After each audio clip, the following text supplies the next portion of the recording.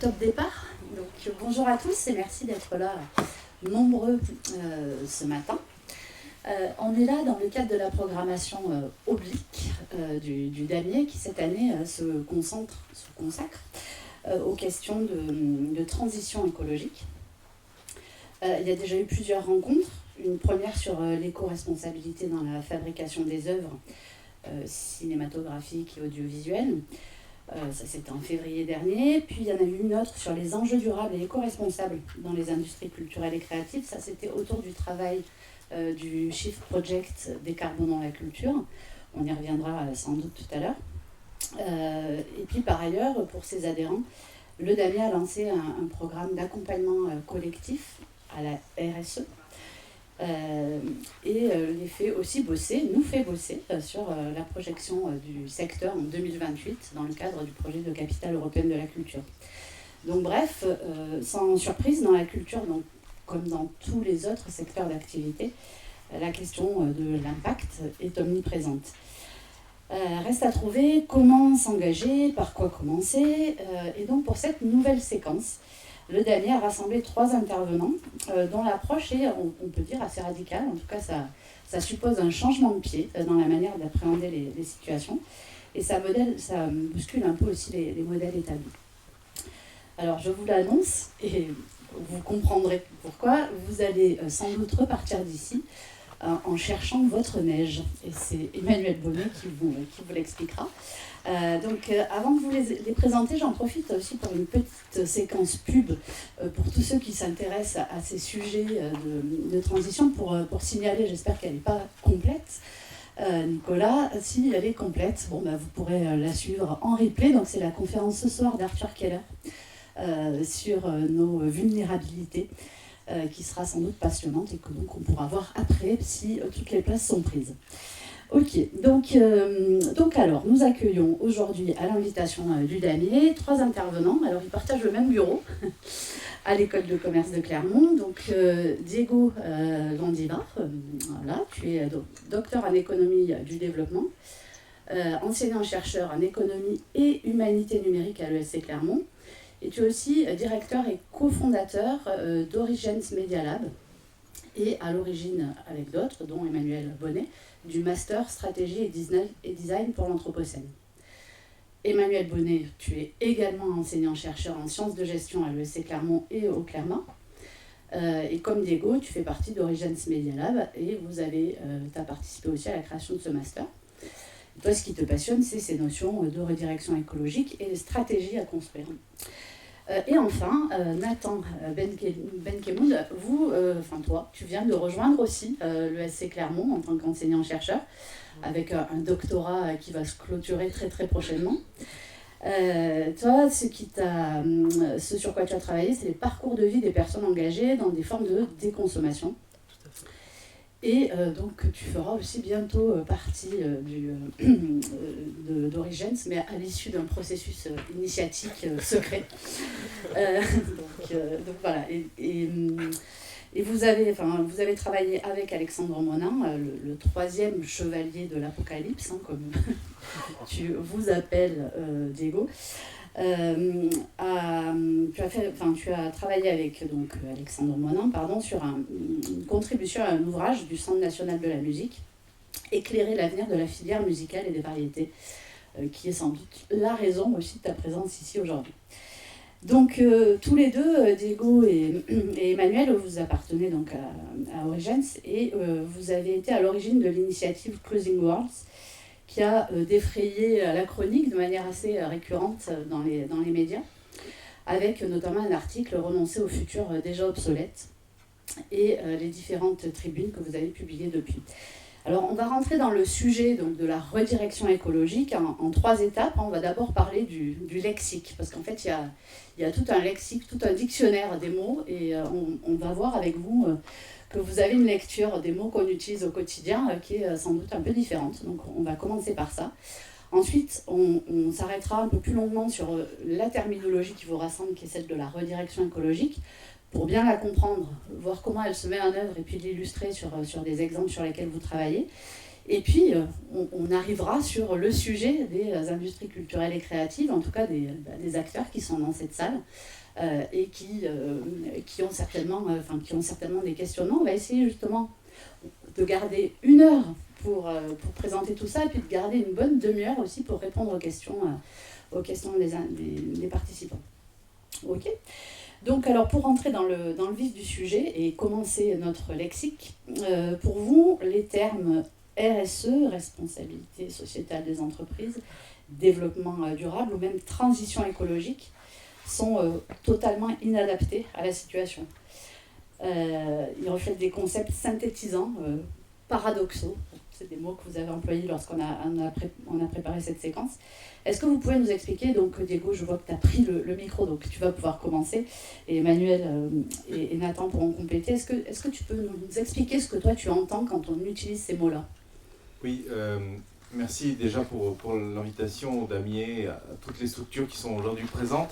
Effectivement, on a, nous, essayé de vraiment faire une sorte de synthèse critique, non pas parce qu'on avait envie d'être dans une surenchère facile, critique, une posture simplement voilà, de révision des termes et tout ça, mais parce que depuis 20-30 ans, il y a une monopolisation du débat écologique qui est faite depuis justement ces paradigmes, depuis ces notions, et qui en fait sont assez problématiques, elles ne sont pas assez claires compte tenu des enjeux climatiques, écologiques actuels.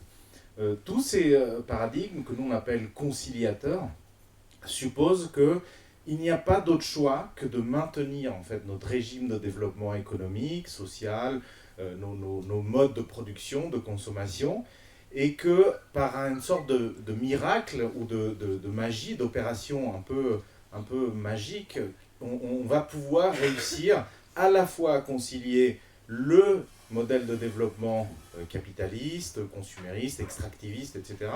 Et en même temps, le fameux et en même temps, garantir les limites planétaires, sauvegarder la planète, voire même, dans certains discours, que justement ces paradigmes sont une manière de continuer à faire grandir notre monde matériel, notre développement économique, notre bien-être matériel au sens large, tout en sauvant encore plus et en restaurant même la planète. Donc tous les concepts de croissance verte, de développement durable, de responsabilité sociale de l'entreprise supposent des implicites qui nous paraissent problématiques. Premier implicite, c'est qu'ils considèrent que les choses sont compensables entre l'économie et l'écologie, que c'est pratiquement, on peut agir à la fois sur notre impact négatif et notre impact positif pour pouvoir les compenser, que ce que l'on vit, ce sont des crises écologiques, alors que justement, si on écoute très bien les acteurs des limites planétaires, les chercheurs, etc., qui travaillent sur la géomorphologie, l'océanographie, etc., on dit qu'on est en train de changer de régime climatique, donc c'est une bifurcation de nos conditions d'habitabilité, de subsistance, de nos trajectoires en fait du système Terre, et également qu'il y a un pilotage, mais ça Emmanuel pourra l'expliquer mieux que moi, un pilotage du monde qui se fait depuis nos actions individuelles, entrepreneuriales, etc. Donc tous ces implicites pour nous sont problématiques parce qu'ils réduisent l'information qui vient des situations écologiques critiques et d'une certaine manière ne permettent pas de poser la clarification qu'il faut aujourd'hui avoir face aux enjeux critiques écologiques. Et simplement, pour conclure sur ce petit point, il y a aujourd'hui ces opérations magiques qu'on espère résoudre l'équation, qui sont essentiellement d'ordre technologique ou d'ordre ingénierial, c'est-à-dire que par un effet, on va dire, d'aubaine, la technologie va nous permettre de réussir à la fois à transitionner, et c'est pour ça que la technologie est si importante. Pourquoi ? C'est pour ça qu'il y a des investissements massifs dans, par exemple, les technologies de l'hydrogène, de plein d'artefacts comme ça, parce que ça permettrait, d'une certaine manière, la promesse derrière, c'est qu'on pourrait maintenir notre monde, le même monde à peu près équivalent à celui qu'on a, tout en, justement, sauvegardant les limites planétaires. Et ça, nous, on essaye de se distancier de ça pour dire non, il va falloir aller plus loin et justement évoquer d'autres conceptions que celle-ci. Emmanuel, je te laisse prendre l'autre micro pour compléter sur cette notion d'organisation, enfin, de management. Volontiers. Bon, merci également à Véronique et le Damier donc, pour l'invitation. Donc pour compléter en effet, si on est à la recherche par exemple avec ces termes de redirection ou d'autres termes qu'on a pu développer, alors des termes qui peuvent paraître parfois un peu bizarres comme des projections, des organisations, etc. Mais là je ne vais pas les expliciter tout de suite. Il y a une recherche en effet d'un nouveau vocabulaire, d'une nouvelle grammaire en fait, pour mieux attraper, on va dire, des phénomènes émergents qui aujourd'hui restent un petit peu imperceptibles, un petit peu invisibles. Et pourtant, on est engagé dans ces situations. Déjà, il faut essayer de décrypter la raison pour laquelle, en fait, il y a une grammaire dominante et qui s'est basée, donc ça c'est l'analyse que moi je propose en particulier, qui est basée sur le rôle des organisations. C'est-à-dire, en gros, l'organisation, alors prendre une définition extrêmement large, en fait, de ce que c'est qu'une organisation, et c'est pas la mienne, c'est celle qui est associée à ma discipline, donc on pourrait dire les sciences de gestion, l'étude des organisations ou la théorie des organisations. C'est on va dire, tous les phénomènes, tout ce qui est action collective finalisée par un objectif. Donc vous voyez que le niveau de généralité de cette définition est hyper important. Et pourquoi il est important? Parce qu'il permet d'attraper tous les phénomènes. Et ça, c'est un réductionnisme. Et du coup, en fait, les grandes visions, on va dire, qui se sont développées depuis des dizaines d'années autour du développement durable et autour aujourd'hui de ce qu'on appelle la transition écologique, en fait, dépend en fait de cette cosmologie, on dirait en anthropologie, particulière qui est celle du monde organisé. Alors, en quoi elle consiste? Il y a un principe, on va dire un présupposé, un implicite qui est assez fort. C'est déjà l'organisation, cette action collective finalisée, voilà. C'est vraiment le principal nexus du monde. C'est-à-dire que le monde est peuplé d'organisations. Vous ne pouvez rien faire sans une organisation. Vous dépendez pour votre survie d'une organisation. Vous naissez dans une organisation, vous travaillez dans une organisation, vous allez mourir peut-être dans une organisation. Tous les phénomènes, toutes les activités humaines à l'échelle planétaire dépendent en fait d'une organisation. Donc c'est un prisme extrêmement fort, extrêmement puissant. Et le deuxième implicite, je ne vais pas tous les dire, mais il y en a un qui est hyper important. Que fait, mais par excellence, une organisation? Et ça, moi je travaille beaucoup sur les images, sur les régimes sémiotiques, avec des étudiants d'ailleurs, hein, de notre école, qui sont produits par les organisations, des films promotionnels, mais pas forcément promotionnels, enfin différentes images qui sont produites par l'organisation. Et ben, une organisation, par excellence, c'est une entité qui vise à résoudre des problèmes. On a un problème, l'organisation va produire une solution technique, une solution pour un usager, une solution pour un client, bien évidemment, ou pour des parties prenantes. Alors, quel est le souci? Quelle est l'impasse avec cet implicite qui est très fort, très puissant aujourd'hui, et qui est vraiment un implicite qu'on pourrait dire cosmologique?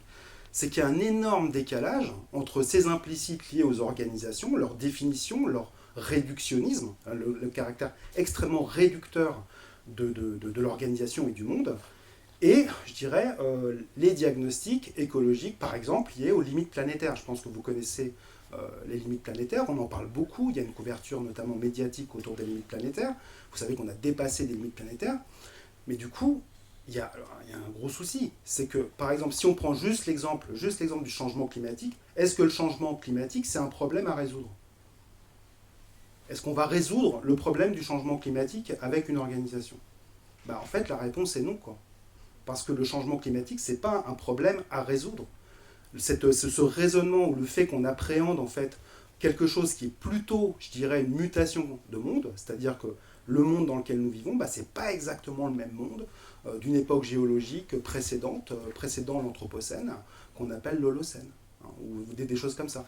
Donc il y a un décalage entre ce prisme des organisations, cette volonté de résoudre des problèmes, de vouloir, comme disait Diego aussi, concilier tous les futurs. Ça, c'est quelque chose qui est assez marquant et qu'on pourrait appeler une sorte d'activité projective.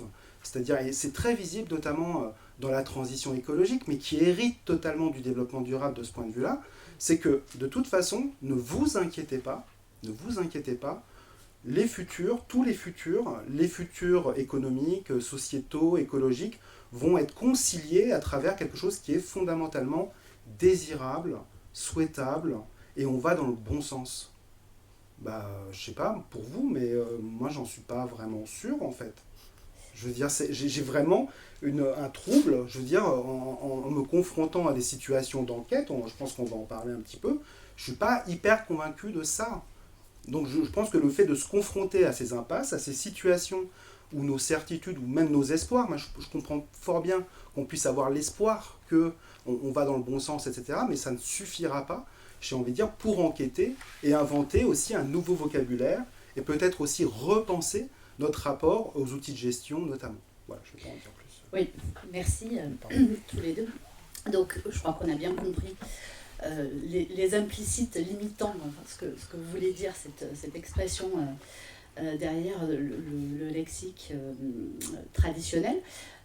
J'aimerais maintenant qu'on rentre en fait dans le vocabulaire et en fait les concepts derrière le vocabulaire que vous proposez, avec en définissant. Donc, on va passer rapidement sur un certain nombre de mots et ensuite on s'arrêtera un peu plus longuement parce que c'est le cœur de votre réflexion et puis de la raison de cette conférence sur la redirection écologique. Mais vous parlez d'anthropocène, vous parlez de désinnovation, vous parlez de déscalarité, vous parlez de reverse design, de technologie zombie.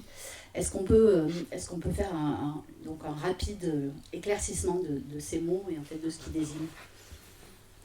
Je peux peut-être commencer avec quelques-unes, mais anthropocène, effectivement, c'est quelque chose qui nous importe beaucoup, parce qu'il symbolise exactement ce qu'on veut dire, c'est-à-dire que ce que nous sommes en train de vivre, ce n'est pas une pollution, ce n'est pas une contamination, ce n'est pas une crise conjoncturelle écologique, c'est une bifurcation complète de nos conditions d'habitabilité sur Terre. Donc c'est une bifurcation climatique, atmosphérique, géomorphologique, océanographique, etc. Ça, c'est des milliers de signaux et d'alertes scientifiques qui nous le nourrissent systématiquement. Et aujourd'hui, les géologues ont dit qu'il y avait potentiellement, en ce moment même, une bifurcation géologique, c'est-à-dire que l'être humain devient la première force presque terrestre, tellurique, on pourrait dire, du système Terre. Et ça, c'est en train de faire bifurquer l'ensemble des conditions d'équilibre, d'autonomie, d'autorégulation de la Terre. Donc c'est un changement, non pas sur 15 ans, 20 ans, ce n'est pas juste une crise industrielle, etc. C'est en fait quelque chose qui symbolise une rupture de 30, 40, 50 000, 100 000 ans en fait. Donc c'est ça que nous sommes en train de vivre. Donc l'anthropocène est intéressant parce qu'il montre bien cet aspect-là. Et quand tu lis précisément tout ce champ scientifique, l'anthropocène est composé d'attributs très étranges et très complexes pour justement nous tous.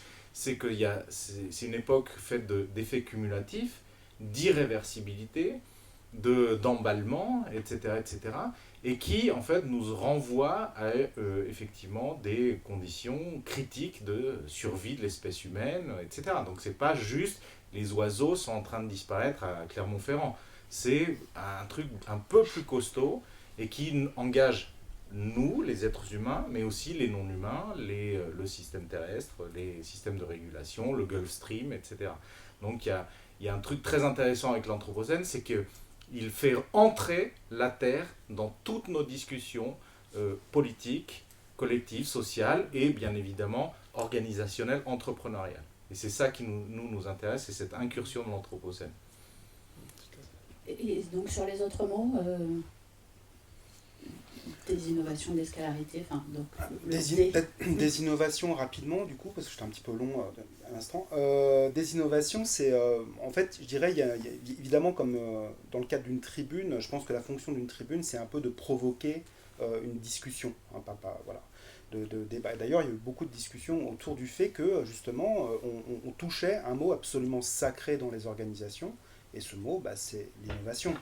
On parlait de résolution de problèmes, on parlait de ne vous inquiétez pas, hein, cette fonction un peu protectrice du cliché, hein, c'est sa fonction de nous protéger, de nous dire mais non mais on est forcément innovant, on va pouvoir développer des solutions innovantes, qu'elles soient technologiques, qu'elles soient organisationnelles, qu'elles soient sociales. Hein. L'innovation se décline à peu près sur tous les aspects de la vie humaine. Et on parle d'ailleurs d'innovation ordinaire. Donc du coup, l'innovation est partout. Donc. Et nous, on posait une question à peu près simple, mais que voilà, qu'est-ce que c'est que l'innovation et en quoi quelle est la question qui n'a pas été finalement posée avec l'innovation?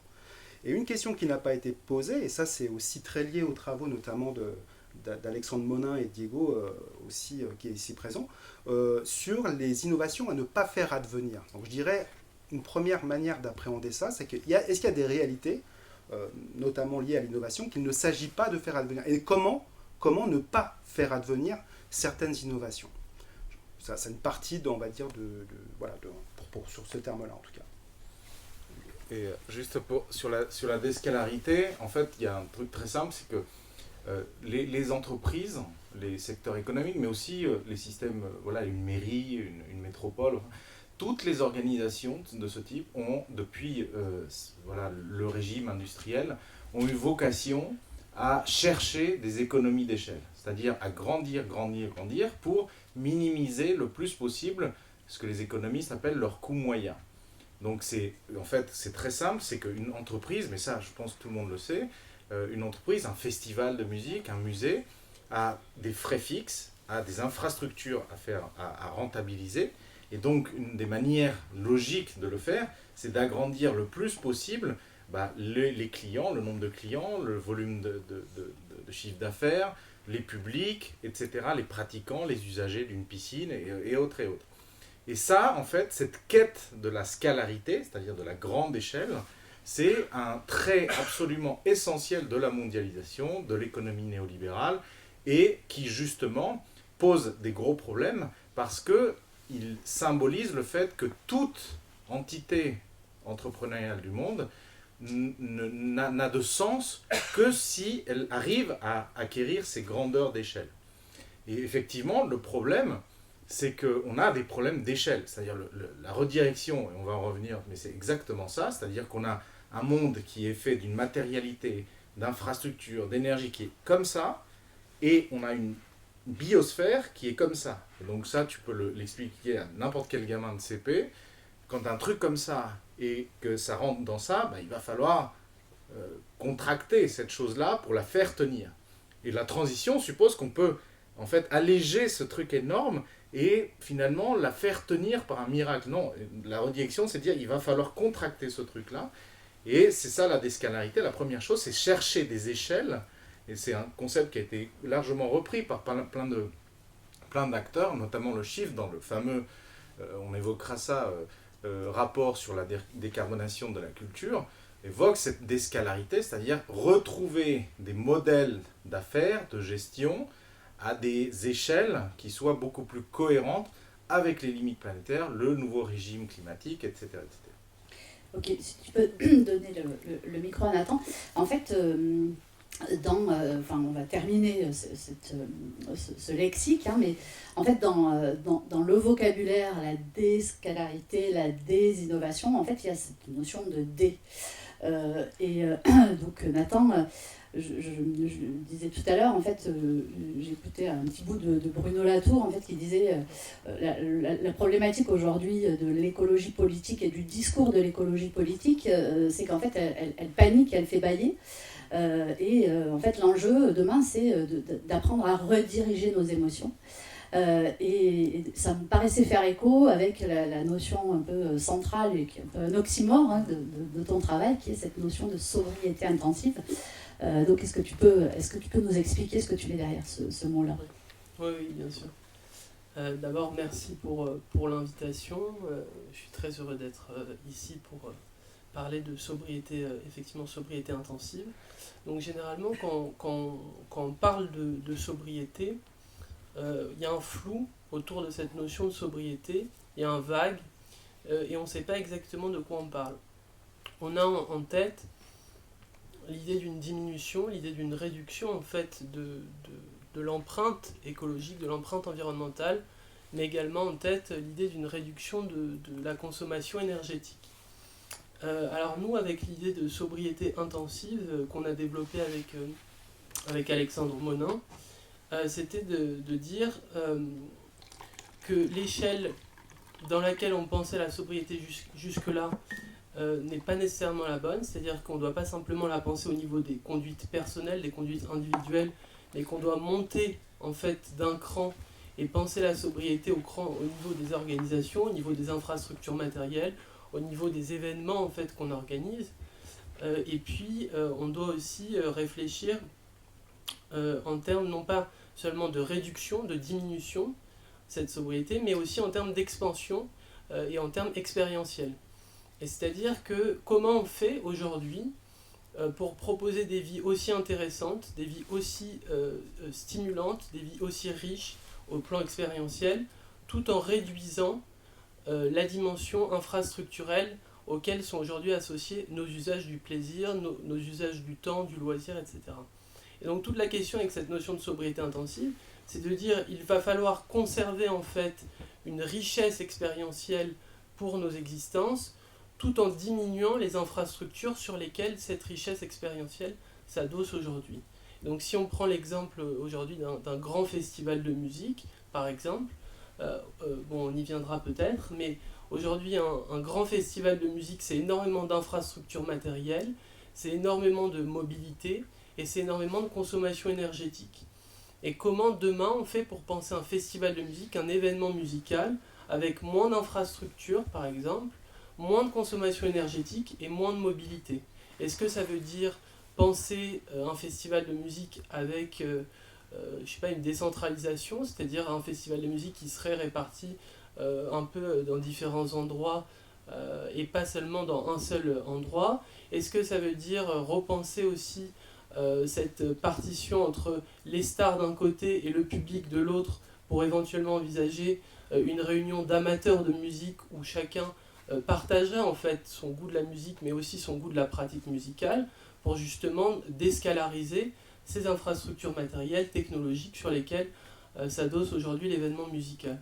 Voilà, donc l'idée de sobriété intensive, c'est amener à réfléchir à comment repenser, enfin c'est une question en fait qu'on adresse au monde de la musique notamment, comment repenser en fait l'expérience aujourd'hui, l'expérience événementielle, en la conservant dans son intensité, dans sa richesse, dans sa vitalité, tout en diminuant l'infrastructure et la technologie qui lui permet d'exister en fait. Voilà. Merci. Et du coup, ça me fait une bonne transition vers justement ce concept de redirection écologique. Parce que de la même façon, tu disais, c'est pas forcément une réflexion qui doit être à une échelle individuelle. Et là, l'exemple que tu évoques, il peut aussi être pensé de manière plus large à l'échelle d'un territoire. Donc, est-ce que vous pouvez, enfin tous les trois, je ne sais pas qui veut commencer, donc prendre le temps d'expliquer ce qu'il y a derrière cette notion de redirection écologique. On a compris le contexte, mais comment vous l'abordez et comment il s'illustre. On va aussi passer dans la phase, on va dire, illustration concrète de cette approche. Alors, je peux donner l'exemple très concret pour expliquer que, voilà, comment nous on le définit depuis les terrains que l'on suit, qu'on expérimente. Là c'est l'exemple, par exemple, des infrastructures sportives. On a fait une grosse enquête, un gros travail qui aboutit à un rapport avec notamment la ville de Grenoble, où l'idée était vraiment de se dire, est-ce que les infrastructures sportives, et c'est exactement le même problème avec les infrastructures culturelles, mais on reviendra, peuvent tenir dans les fameux schémas de transition d'une ville, c'est-à-dire les projections qu'une ville peut avoir à 2030, 2040, 2050, et qui sont extrêmement costaudes parce qu'il faut, dans la plupart des cas, diminuer de moins 60% la consommation énergétique et de fluide, de moins 40% de CO2, enfin des trucs quand même costauds, quoi. Et effectivement, le réflexe transitionniste, c'est de dire, par exemple, avec le cas des piscines, les piscines datent des années 70, elles consomment beaucoup d'eau, beaucoup de chauffage, beaucoup de fluide en règle générale, etc., d'énergie. Et donc, il faut changer les systèmes de chaudière, les systèmes de filtration, les systèmes de chauffage. Et comme ça, on va réussir à faire transitionner les piscines. Donc ça, c'est le réflexe transitionniste de base. On délègue l'équation climatique actuelle, l'urgence climatique, à une prise en charge ingénieuriale, technique de cette affaire, pour une résolution. Donc la redirection intervient en disant, peut-être que ça ne va pas suffire, et effectivement, dans toutes les piscines dites écolo, on a vu que certes, il y avait des améliorations en termes d'énergie, de consommation qui se réduisait et tout ça, sauf que les piscines écolo, entre guillemets, bah aujourd'hui, ont décuplé les usages, c'est-à-dire qu'on peut faire de l'aquabike, il y a des jacuzzis, il y a des jeux pour enfants, etc. Donc au final, on avait même vu une piscine qui a consommé 2 fois plus d'eau, qui consomme 2 fois plus d'énergie et de fluide que les piscines précédentes qui n'étaient pas écolo, parce qu'on a élargi les usages. Mais ça, c'est typiquement l'économie d'échelle, la scalarité. C'est-à-dire qu'un maire, se dit, bah, tant qu'à construire une nouvelle piscine avec des nouveaux systèmes de chaudière et tout ça, bah, faisons entrer plus de public, plus de mémés, plus d'enfants, etc., qui vont faire de l'aquabike et compagnie. Et donc, comme ça, on va réduire la facture énergétique à l'usager. C'est génial, en plus. C'est même écolo de ce niveau-là, à ce niveau-là. Le problème, c'est que les limites planétaires, les questions écologiques et climatiques, ce n'est pas une question de ratio énergétique à l'usager. C'est un problème de quantité de choses qui ne passent plus, en fait, qui ne rentrent plus dans l'équation.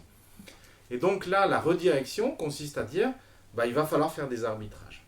C'est-à-dire que la redirection suppose, contrairement à la transition, que le problème n'est pas juste un problème de moyens techniques, mais de finalité stratégique. C'est-à-dire à qui on s'adresse, pour quels usages, pour quelles pratiques, qu'est-ce qu'on décide ensemble comme chose qu'il faut sacraliser dans une société, dans une entreprise, dans une organisation, et ce à quoi, et ça c'est un des concepts phares de la redirection, ce à quoi on est prêt à renoncer comme élément qu'on va négocier collectivement et dire ça c'est du superflu, ça c'est du gaspillage, ça c'est du privilège écologique, etc. Et donc, il faut faire des arbitrages. Et dans le cas de Grenoble, c'est dire, bah, finalement, il y a 10 piscines dans la ville. Combien de piscines il faudrait si on enlève toutes ces couches de superflu, de choses qui ne sont pas essentielles? Bah, on arrive à 6, par exemple. Celles-là, elles vont venir sacraliser les usages, les pratiques, ce que nous on appelle les attachements les plus essentiels, c'est-à-dire le savoir nager, par exemple, c'est-à-dire voilà, le sport doux pour des populations, des personnes qui sont handicapées, par exemple, des choses comme ça. Et le reste, c'est-à-dire les autres usages, bah, il faut soit les réaffecter, typiquement les personnes âgées qui nous ont dit bah ouais, la piscine c'est cool parce que c'est un sport doux, pas trop cher, et je rencontre mes copines à l'aquabike, etc. Bah en fait, les gens qui te disent ça ne sont pas attachés mais divinement à la piscine, sont attachés aux attributs de la piscine, c'est-à-dire la sociabilité, pas cher, un sport doux, etc. Et dès que tu changes l'optique, et tu penses un petit peu plus à l'échelle mondiale, tu te rends compte que les personnes âgées font d'autres pratiques sportives, avec de la gymnastique dans les places publiques, du tai chi en Asie, enfin il y a d'autres moyens de le faire, de garder ces attributs sans dépendre des infrastructures. Juste pour compléter, c'est aussi la raison pour laquelle on peut voir que la sobriété ne peut pas être qu'une affaire de conduite individuelle et personnelle, ou une affaire de contraction, de diminution de son propre mode de vie, mais c'est toujours une affaire d'infrastructure, c'est toujours une affaire de milieu technique, de milieu technologique, et donc c'est à partir de là qu'il faut essayer de repenser en fait nos mondes, nos organisations, et la façon dont on décide collectivement de ce à quoi on va renoncer. C'est pas simplement de dire il va falloir renoncer individuellement à tel plaisir. Non, c'est de dire il va falloir repenser collectivement nos milieux technologiques, nos infrastructures, et arbitrer à partir de ces infrastructures, et non plus simplement à partir des usages individuels, personnels en fait, des foyers, des ménages, etc. D'où l'intérêt de la notion de sobriété intensive, qui est de dire il faut penser par-delà les cadres de la sphère domestique, une sobriété qui soit capable de préserver des usages, préserver des attributs, des fonctions, tout en ramenant à moins la dépendance aux infrastructures, et notamment aux infrastructures qui consomment aujourd'hui énormément d'énergie, et on le voit, certaines ne pourront pas être maintenues, tout simplement parce que le coût de l'énergie va augmenter, et les infrastructures ne pourront pas, simplement même économiquement, ne pourront pas être maintenues. Voilà. Oui, Juste pour on amener un l'a petit vu complément. récemment. Ouais. Juste avant que tu explicites notamment le cas des stations, est-ce que, Diego, tu peux juste revenir en fait, sur la manière dont vous abordez, j'imagine collectivement, une demande d'une ville ou d'une métropole comme Grenoble. Schématiquement, sans trop résumer, mais schématiquement, c'est quoi les étapes en fait, de ce travail finalement de concertation collective autour de on a un grand carré et une petite boule, il faut faire correspondre les deux. C'est souvent en fait des directeurs techniques, des DGS par exemple dans les villes qui sont un peu effondrés cognitivement, qui voient bien que ça rentre pas, qui voient bien que par exemple là sur les musées, on a un gros projet qui démarre, un directeur de plusieurs musées en France, il nous dit le streaming et la visite virtuelle devaient résoudre l'équation écologique, c'est pire que tout. Ça est venu se superposer au truc, donc là, c'est même ça, il n'y a pas eu de substitution parfaite. Donc c'est des gens, en fait, qui voient bien que la transition ingénieriale, technique, écologique ne marche pas. Voire au contraire, il y a des effets ensuite de couches technologiques qui s'empilent, et qu'ensuite, quand il va falloir tout déconstruire, il faut démanteler des couches et des couches de technologie, etc. Donc c'est des acteurs comme ça qui voient bien que ça ne rentre pas, et qu'il va falloir faire maintenant un autre truc beaucoup plus compliqué. C'est pour ça que nous défendons cette écologie qui met les mains dans le cambouis, parce que dès que tu ouvres cette porte-là, il faut que te coltiner les renoncements, les questions de classe populaire qui sont attachées plus fortement aux fameuses technologies zombies, parce que c'est là où c'est intéressant, c'est que souvent, les gens qui manifestent ce désir dans les organisations, dans les entreprises ou dans les communautés publiques, d'une redirection, c'est des gens qui voient bien qu'il y a des technologies partout zombies, des technologies zombies. C'est quoi technologie zombie? Technologie zombie, c'est un terme de José Alloy qui dit on est rempli en fait de technologies, d'artefacts, d'infrastructures qui sont à la fois mortes sur le plan climatique et écologique, de nos engagements, de nos obligations climatiques et écologiques, mortes sur le plan de leur disponibilité matérielle en termes de ressources, et en même temps méga vivantes parce qu'on leur injecte de l'argent, on leur injecte des projets, on leur injecte des incubateurs pour continuer à les faire grandir, et donc c'est un truc mort-vivant, et on se retrouve rempli de ça. Et donc une communauté municipale, métropolitaine, elle est remplie d'entités comme celle-là. Et le problème, c'est qu'ensuite, les classes populaires, les gens, les usagers, sont méga dépendants de ces trucs-là, comme pour les piscines, comme pour les infrastructures sportives, etc.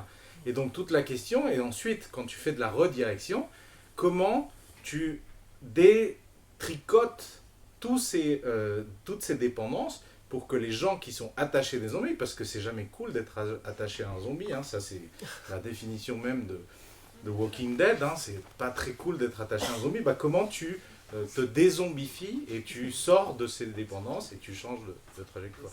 Et juste, pardon, concrètement, comment vous travaillez sur ces sujets? Concrètement, donc c'est des acteurs qui nous disent, voilà, nous, on veut que vous nous accompagniez dans un protocole de redirection écologique avec une enquête sur ces attachements. Première chose que l'on fait, c'est enquêter sur les attachements. À quoi les entités, ça tu l'expliqueras bien avec les stations. Et ensuite, à partir de là, prendre l'écologie depuis cette question sociale hyper chiante, si je peux m'exprimer ainsi, qu'il faut scoltiner, c'est-à-dire aller voir ces dépendances-là, les dépendances économiques, des business models, etc. Et dire, on va trouver des moyens, donc du design, c'est pour ça que nous, on revisite cette question du design, pour faire déménager, transitionner si l'on veut, il n'y a pas de souci avec ça, tous ces peuples qui sont attachés à des zombies. Et donc ça veut dire inventer des nouvelles politiques publiques qui assurent cette transition-là. Donc qui démantèlent certaines choses, qui les assument publiquement, parce qu'il y a tout un chantier aussi de communication vis-à-vis de ça, surtout pour une ville. Quand tu dois te dire, non, on va passer de 10 à 8, 7 piscines municipales, c'est pas cool du tout, quoi. Tu vas t'en prendre plein la tronche, quoi. Mais du coup, comment tu le penses, comment tu mobilises les gens, comment tu insères ces décisions dans des cadres démocratiques, parce qu'il n'y a rien de plus compliqué si tu n'utilises pas les formes démocratiques, et y compris dans le monde organisationnel, entrepreneurial, pour faire ces décisions-là. Donc il y a un design de l'accompagnement, design de la transition, design de toutes ces choses-là qui sortent les peuples attachés aux zombies, quoi. Merci. Et donc, Emmanuel, je sens que tu as très envie de rebondir. Ouais, ça va à peu près. Donc voilà, donc on disait, enfin, ça fait référence à cette notion de redirection, de remplacement. Donc chacun devrait trouver sa neige. Toi, tu travailles sur les problématiques de moyenne montagne. Et donc, est-ce que tu peux nous expliquer comment s'abordent ces sujets-là et puis comment ça doit nous faire tous réfléchir? Ok, donc assez rapidement, je veux dire, je trouvais ça fait 2 ans que j'enquête sur les territoires de moyenne montagne, notamment du Sancy. Je trouvais que ces territoires, et je fais attention, je parle bien de territoire et pas simplement de station de ski, parce que la station c'est un aspect important, mais c'est pas tout le territoire en fait. Et donc du coup, je me suis dit, tiens, c'est une bonne illustration de ce qui se vit en termes de dépendance. Alors tu parlais de zombies, moi je parlerais plutôt de fantômes. En France, je ne sais pas si vous savez, on est une destination extrêmement... je crois qu'on est dans le top 3 des destinations internationales des sports d'hiver. Et il y a un peu plus de 200 stations fantômes. Et il y en a plein d'autres qui arrivent bientôt. Donc il y aura des zombies, des fantômes. Enfin, va falloir qu'on vive avec ça, avec des dépendances qui sont très fortes. Et on vit en effet des dépendances à des infrastructures. Là, vous voyez bien la dimension infrastructurelle de la montagne, hein, les installations, le développement depuis le plan neige des années 70, enfin, voilà, jusqu'à maintenant, on a quand même produit, développé énormément de choses. Et notamment, il y a aussi ce qu'on appelle un modèle économique, et là je prends au sens très très large de modèle économique, qui est également une dépendance. Et cette dépendance, c'est la dépendance au modèle économique du tourisme de masse. C'est-à-dire qui va supposer au moins 2 choses. L'attractivité, ça doit être, vous ne pouvez pas avoir de personnes qui ne viennent pas et qui ne viennent pas de plus en plus fréquenter, et je pense qu'il y a des liens là, vous voyez, peut-être déjà à faire avec les institutions culturelles qui sont peut-être aussi confrontées à cette question-là, et la mobilité notamment, enfin je veux dire, et le développement de manière générale. Donc moi, on s'est intéressé un petit peu là depuis 2 ans à ce qui se passait un peu dans le Sancy, et on a repéré, on va dire, grosso modo, je vous laisserai, pour celles et ceux qui connaissent bien le Sancy, mettre les stations dans la case qui vous convient. 3 réponses, donc il y a 3 stations. La première, on pourrait dire, c'est 3 perceptions différentes hein, finalement, hein, du changement climatique, etc. Dans la première, on ne parle pas trop de changement climatique, hein, on parle plutôt d'aléas. Hein. Il y a une année, il y a de la neige, bon, dans 2 ans, il n'y en a pas, ou il y a 2 ans, il n'y en avait pas, etc. Donc on est plutôt dans un aléa, on croise les doigts pour qu'il y ait de plus en plus de neige, et on est sur un système d'artificialisation, évidemment, on l'utilise beaucoup dans neigeurs, parce que le mot canon à neige est assez malvenu hein, dans ces milieux-là. Et donc du coup, il y a une attractivité très importante, il y a une diversification, mais qui s'est faite notamment via la construction d'une piscine. Donc du coup, on renonce à rien, on ne cherche même pas à faire d'ailleurs de la transition, et on est plutôt dans ce qu'on pourrait appeler le forçage du possible. On va forcer le possible. On va continuer coûte que coûte, le modèle, etc. Et ça va marcher, etc. Et il y a un attachement, une dépendance très forte, mais qui va être réglé en fait par ce qu'on avait fait jusqu'à maintenant. Deuxième exemple, c'est plutôt, je dirais, un modèle de la transition. Donc là, il y a déjà un peu plus une perception un peu différente du changement climatique. Il n'y a pas trop de déni. Hein. Je veux dire, il y a effectivement des saisons qui ont un peu moins de neige. Il y a un peu moins, je veux dire, cette dépendance, on va dire, au tout ski. Mais par contre, il y a une dépendance, on pourrait dire, au tout tourisme. C'est-à-dire ce qu'on n'est pas prêt à lâcher, c'est la dépendance au tout tourisme.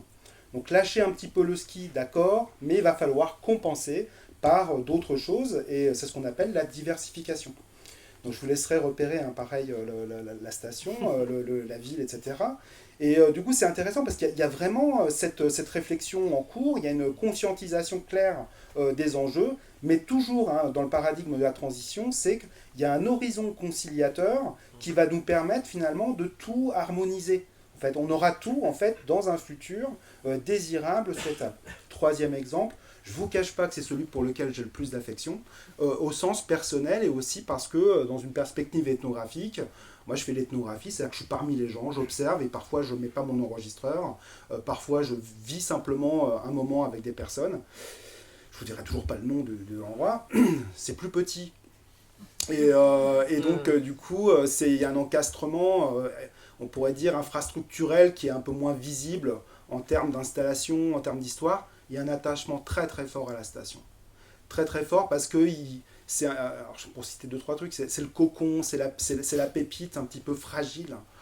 Mais c'est aussi, pour citer cette même personne, le back-office sombre. C'est-à-dire qu'il se confronte en fait aux limites et à l'épuisement, d'une certaine manière, de ce futur-là.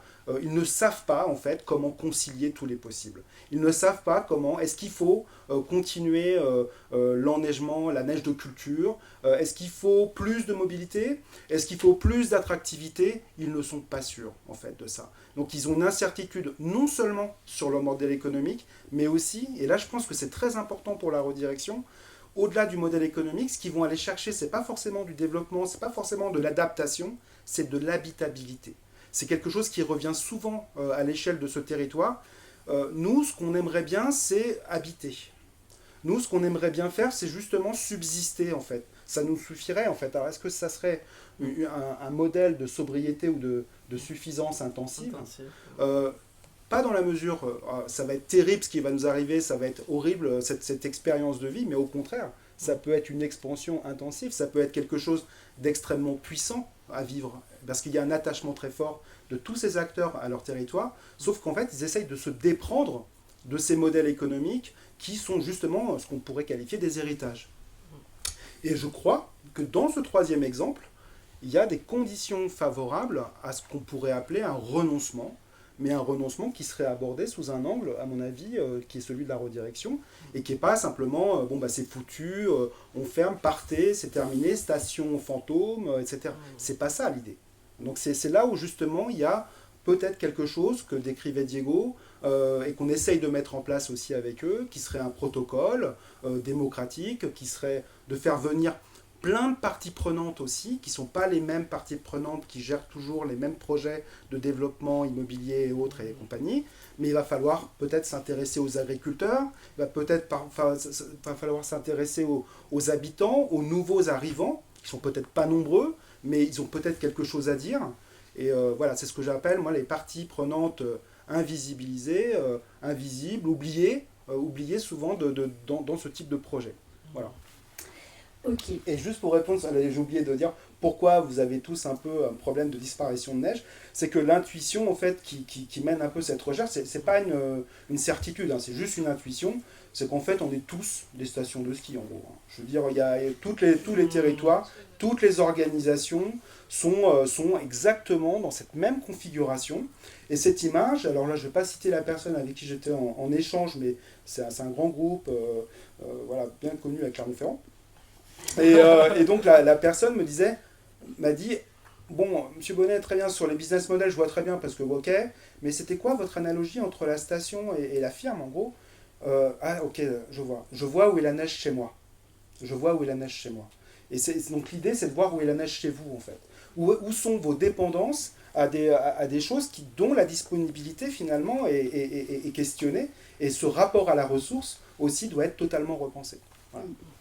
Oui, cette notion de dépendance et donc de vulnérabilité. Donc là, on est sur ces deux exemples à l'échelle de territoire, donc avec une dimension collective. Donc on va essayer de descendre à l'échelle justement d'une entreprise, d'un acteur économique, et donc plus précisément d'une entreprise culturelle.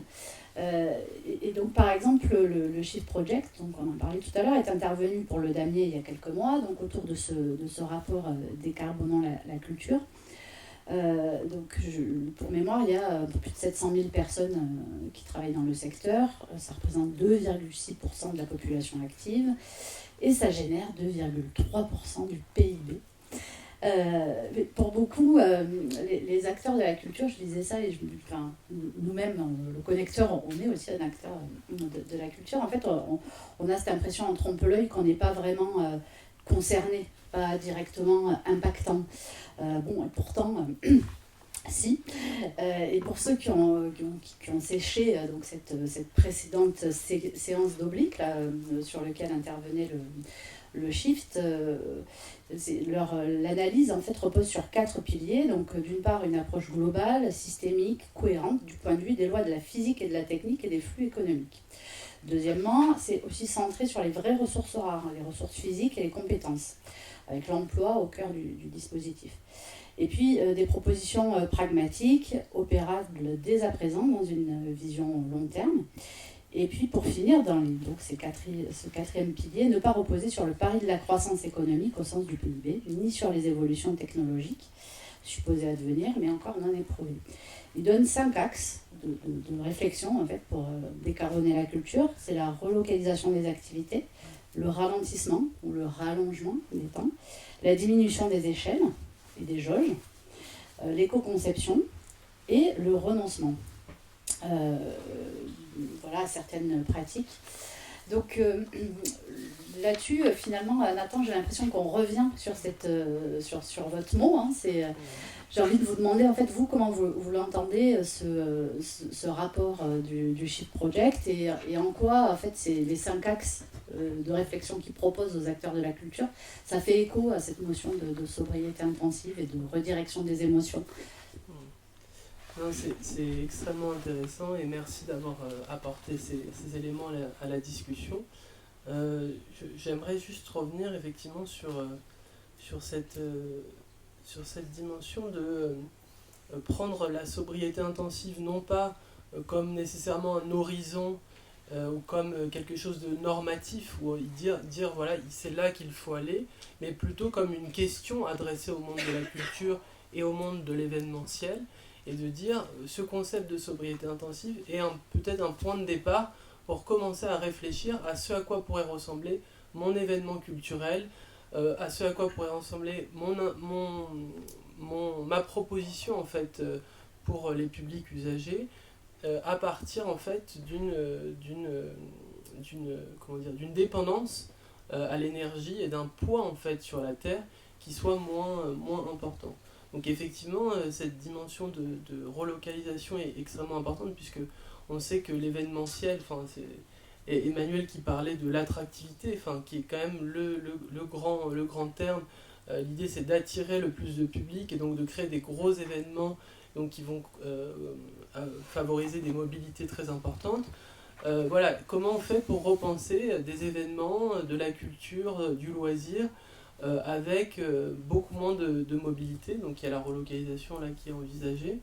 Et puis il y a autre chose donc, sur la dimension démocratique de ce à quoi on va devoir renoncer, c'est de se poser la question, finalement est-ce qu'il est préférable en tant que territoire, est-ce qu'il est préférable de sacraliser, donc comme le disait Diego, certains événements en disant par exemple, je reprends donc là des idées dont on parlait avec Diego, est-ce qu'il faut sacraliser par exemple le Hellfest, qui est un grand festival et auquel les publics sont très attachés, qui fédère beaucoup de communautés en fait, très très attachées en fait à cet événement, ou est-ce qu'on doit repenser en fait le design lui-même, l'organisation même de ce festival pour pouvoir conserver aussi d'autres festivals à côté du Hellfest. Et donc est-ce qu'on sacralise le Hellfest et on dit ok mais comme ça on va à côté renoncer à d'autres événements par exemple pour le privilégier, ou est-ce que le Hellfest lui-même peut faire l'objet en fait d'une réinvention dans des termes de sobriété intensive. Donc pour le faire très simple, ce serait beaucoup moins d'infrastructures matérielles, beaucoup moins de mobilité, et puis aussi une des propositions qu'on donne avec Alexandre Monin, c'est de réengager en fait l'industrie musicale dans la revalorisation des pratiques amateurs. Et donc d'imaginer que la culture n'est pas simplement quelque chose de descendant avec des grandes stars qui vont apporter leurs propositions artistiques vers des publics, mais d'imaginer que l'événement pourrait être co-construit, co-élaboré sur la base des pratiques amateurs et de la revalorisation des pratiques amateurs. Ce qui aurait quand même pour avantage d'horizontaliser en fait nos événements, notre conception même de qu'est-ce qu'un événement culturel et qu'est-ce qu'une rencontre artistique entre des publics et des praticiens et comment en fait on refait circuler l'énergie en sortant de ce modèle très descendant en fait de la culture, de la proposition, etc.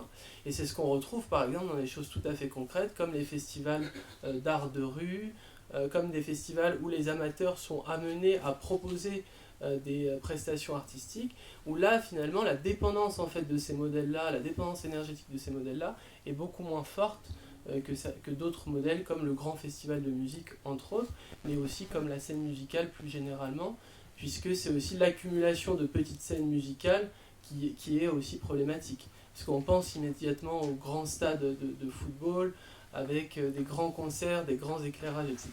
Mais c'est surtout l'accumulation en matière de scènes musicales et théâtrales, c'est l'accumulation de plein de petits événements qui est problématique. Donc voilà, comment on fait pour rediriger ça dans cet état d'esprit. Voilà. Et ben justement, c'est la question que j'ai envie de vous poser à tous les deux aussi par rapport aux participants qui sont dans cette salle aujourd'hui, qui sont plutôt sur des profils TPE, PME, je pense.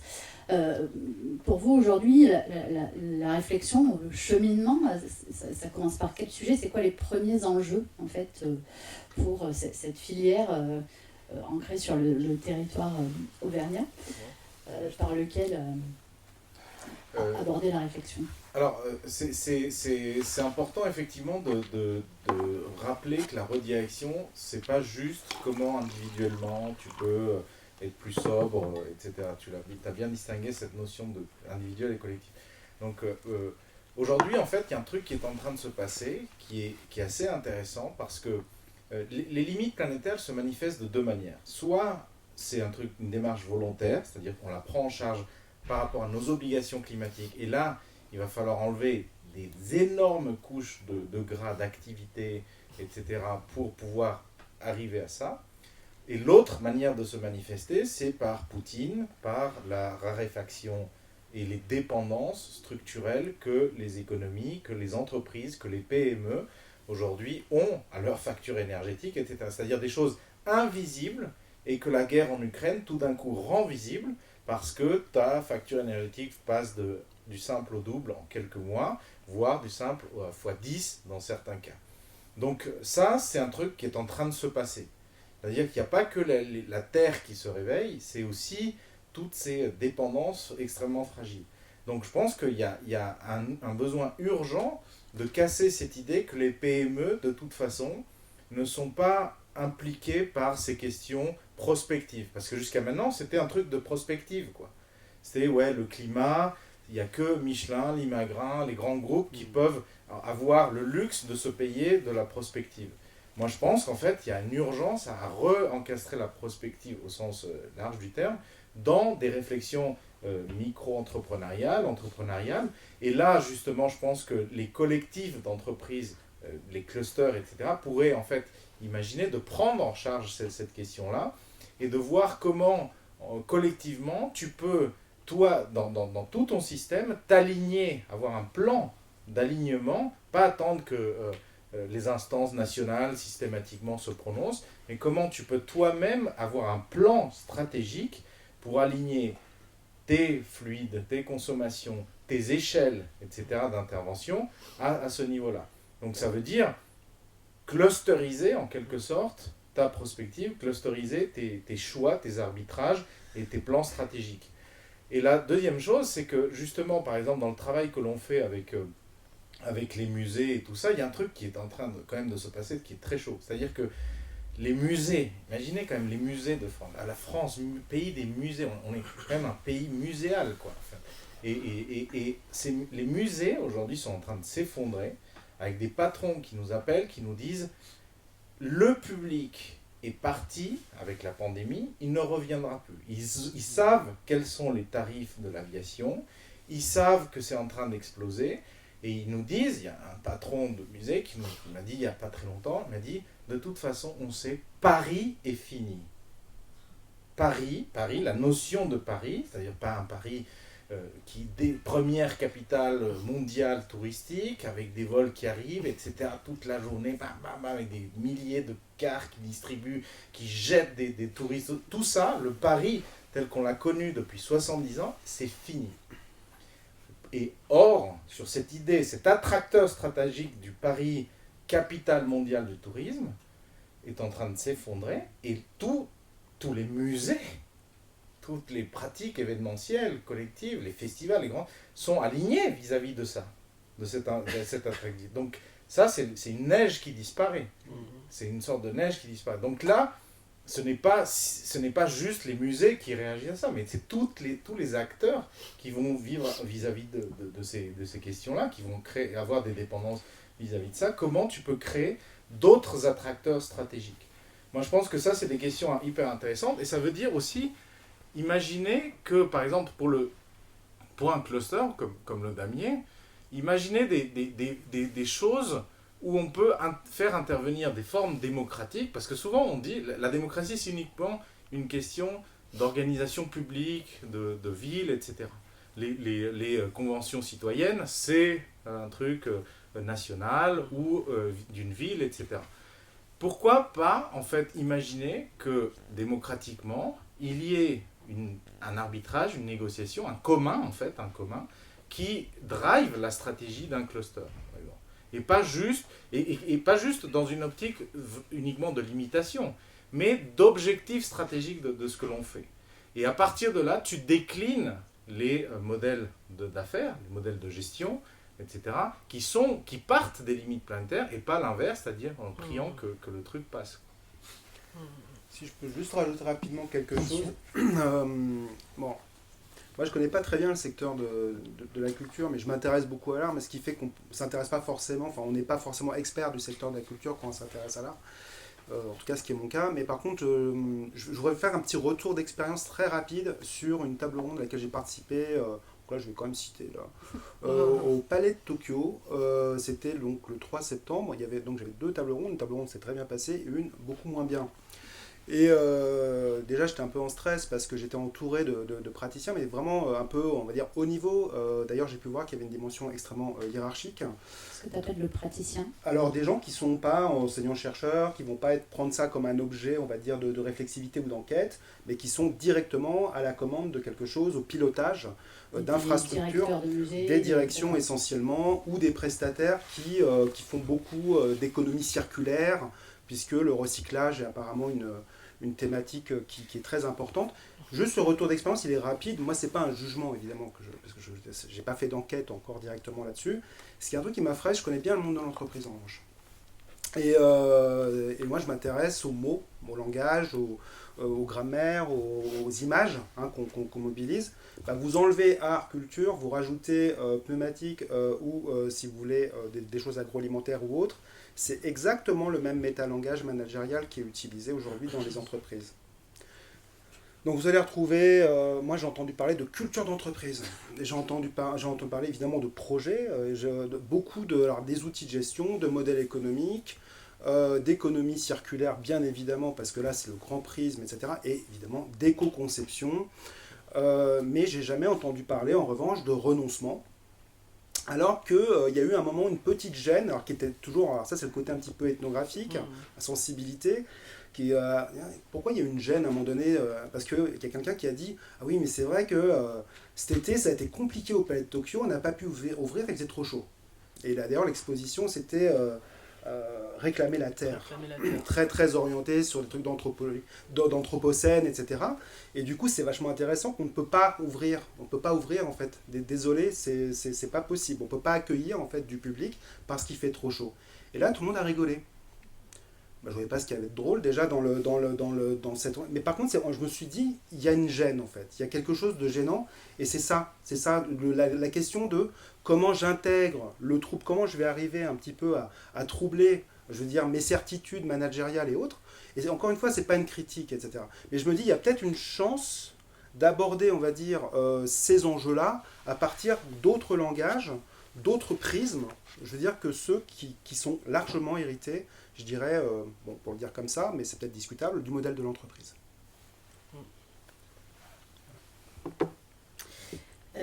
Merci.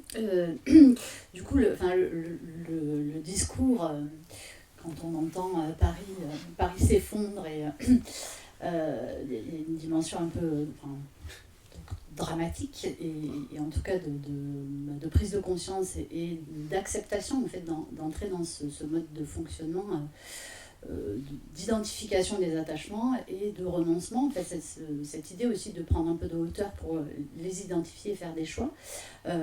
Tu as évoqué le rôle d'une structure collective comme le Damier pour construire en fait cette réflexion collective. C'est déjà engagé par plusieurs prismes. Je notais qu'il y a eu un travail collectif, notamment je crois dans le cadre de la candidature Capitale Européenne de la Culture, justement sur la projection des adhérents du Damier à l'avenir, dans lequel on retrouve un certain nombre des éléments qu'on a cités sur la relocalisation, la réduction des jauges, etc. Pour terminer et ouvrir le moment des questions, le message clé avec lequel vous avez envie que chacun d'ici reparte, ça serait quoi en fait là, on va dire l'élément qui met en mouvement tout un chacun d'entre nous. Tac, passage de patate chaude. Donc c'est toi, Diego. Non, mais je pense qu'il y a une question très simple, c'est de dire, est-ce que, on est capable d'identifier toutes nos dépendances, c'est-à-dire, est-ce que les acteurs de la culture sont capables de se demander au moins un instant, c'est quoi mes dépendances vis-à-vis de la Terre, c'est-à-dire c'est quoi mes dépendances infrastructurelles, d'énergie, de chauffage, de fluide, à quoi je suis connecté, dans quelle mesure je suis connecté au lithium en Bolivie, dans quelle mesure je suis connecté au cobalt en Afrique, dans quelle mesure je suis connecté aux chaînes logistiques chinoises, etc.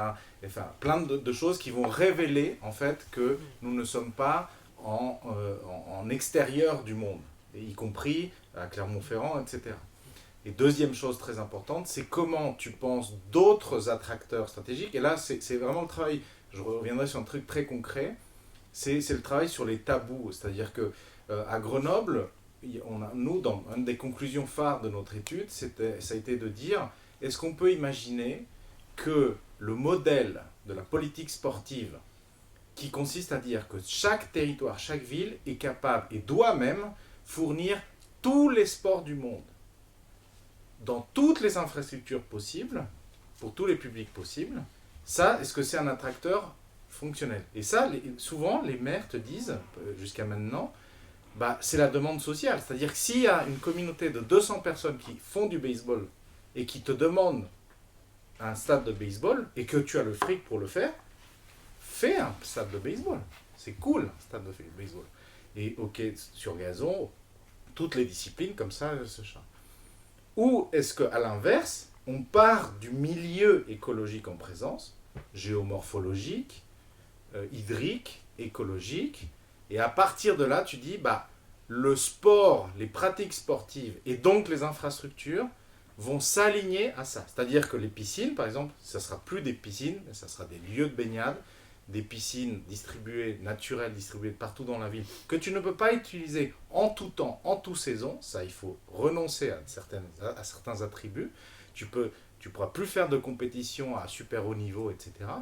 Tu essayes de maximiser le plus possible ce qui est sacré et renoncer à ce qui ne l'est plus ou au privilège écologique. Ça, cette question-là stratégique, il faut, à mon avis, la déployer, y compris à l'échelle d'une petite entreprise. C'est-à-dire, c'est quoi mon attracteur, qu'est-ce que je pourrais faire pour partir du milieu en présence et décliner à partir de là mon modèle d'affaires, mon modèle économique, etc. Nathan. Oui. Peut-être pour répondre à la question que je trouve très, très intéressante, du coup j'y ai réfléchi là, entre-temps. Il y a peut-être, sur cette revalorisation de la pratique amateur, il y a peut-être quelque chose qui se joue. Tu parlais de Bruno Latour tout à l'heure.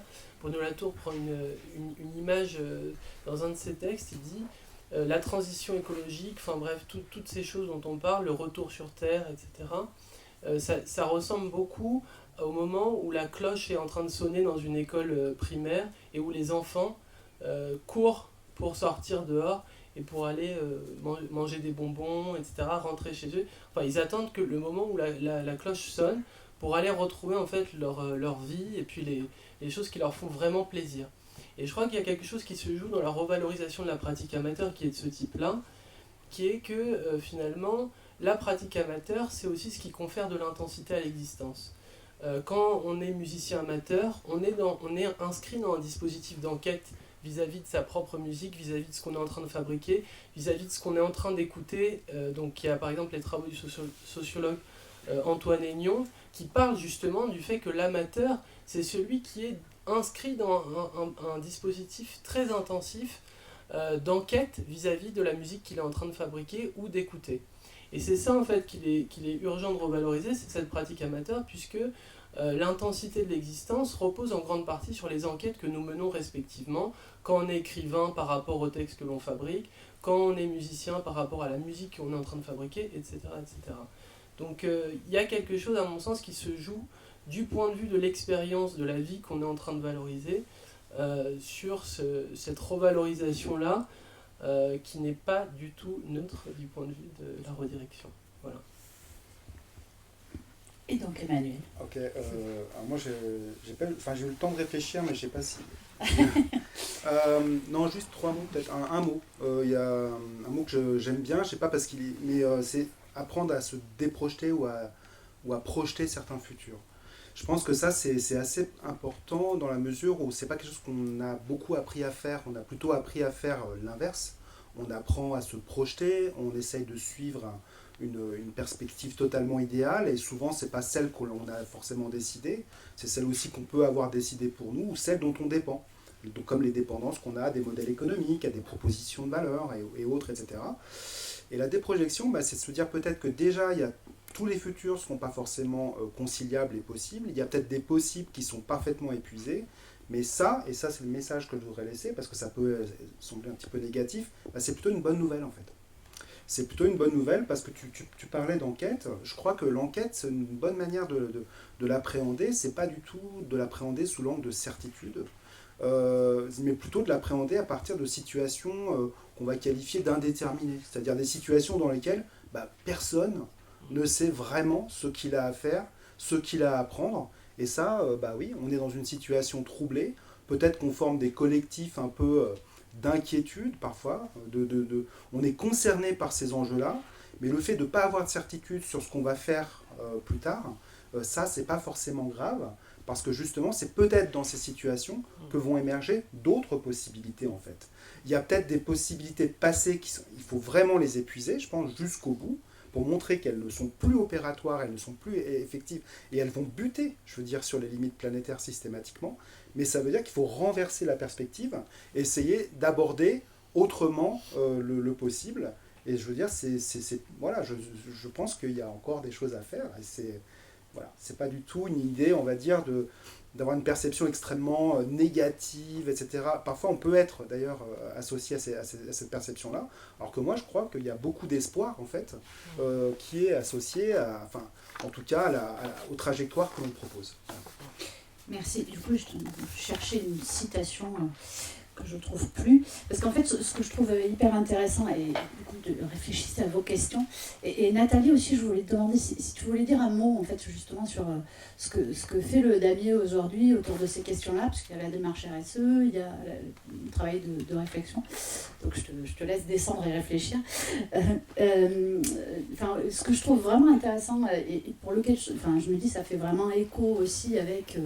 le secteur des industries culturelles et créatives, c'est que en fait il y a cette notion de sémantique et de dé, c'est-à-dire le dé de la privation qui nous renvoie dans un univers qui est plutôt négatif. Et donc ce que je cherche, c'est un truc que j'avais piqué dans ton, je ne sais plus si c'était ta thèse ou un article qui disait, donc c'est une citation de Viveros, de Castro et Danowski, qui disait « Tout comme un jour nous avons eu horreur du vide, nous ressentons aujourd'hui une répugnance à penser le ralentissement, la régression, la limitation, la décroissance, la décence de la suffisance. Pour quasiment toutes les formes assumées par la pensée aujourd'hui dominante, parmi nous, une direction seulement est pensable et souhaitable, celle du négatif au positif. Du moins au plus, de la possession de peu à la propriété de trop, de la technique de subsistance à la technologie de pointe. Donc c'est vraiment ce qu'on a aujourd'hui dans notre lecture et notre écoute de tous ces mots en D. Et en fait, voilà, l'avenir, enfin, c'est aussi cette notion de futur souhaitable, d'imaginaire réinventé, d'émotions redirigées et peut-être de sobriété intensive bien vécue. Donc merci à tous les trois. Et donc, à vos questions. Et Nathalie, est-ce que tu veux dire un mot sur justement la clusterisation de la réflexion pardon de cette sollicitation comme ça impromptue, mais Le vilain piège. Pardon. Ce qu'on fait, tu as commencé, tu as bien expliqué, je pense, ce qu'on a engagé depuis le début de l'année, dans le cadre du cycle oblique, mais plus globalement aussi de l'accompagnement de nos adhérents, parce que le damier, c'est avant tout un outil au service de ces entreprises adhérentes.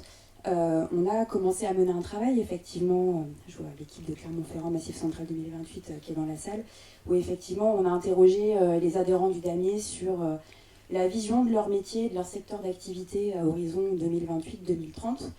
Et effectivement, tous ces sujets-là de transformation des structures et la prise en compte assez récente finalement, j'ai l'impression, chez nos adhérents, de leurs responsabilités sur des sujets environnementaux, sociétaux, est en train de vraiment transformer l'image, en tout cas que nos adhérents ont de leur secteur d'activité et de leur volonté de ce que ce secteur doit devenir dans les années à venir. Ce qui transforme aussi du coup le projet du damier et notre action. Et voilà, on est vraiment en train d'affirmer notre rôle comme outil d'accompagnement aux transformations. Et voilà, ce qu'on a commencé à faire avec les accompagnements RSE, avec la sensibilisation, la formation des acteurs, en fait, c'est qu'une première étape sur voilà, un nouveau projet du damier qui, voilà, on ne peut plus maintenant arrêter, pas dire voilà, on a mis le doigt dedans, on le retire. Ben non, en fait, tout ça, ça va aussi nous transformer, nous. Et j'ai pris plein de notes sur ce que le damier devrait faire. Merci Diego. Voilà, et je pense que voilà, ça va bien dans le sens de ce que nous, on a envie d'amorcer, donc voilà, c'est que le début. Le damier, outil de prospective TPE, PME, complètement, qui sont ses adhérents. Merci beaucoup. Je vais donc pouvoir passer le micro s'il y a des questions. Voilà, formidable. Super, parfois il faut une petite latence pour qu'une première question se déclenche. Là, ça n'a pas traîné.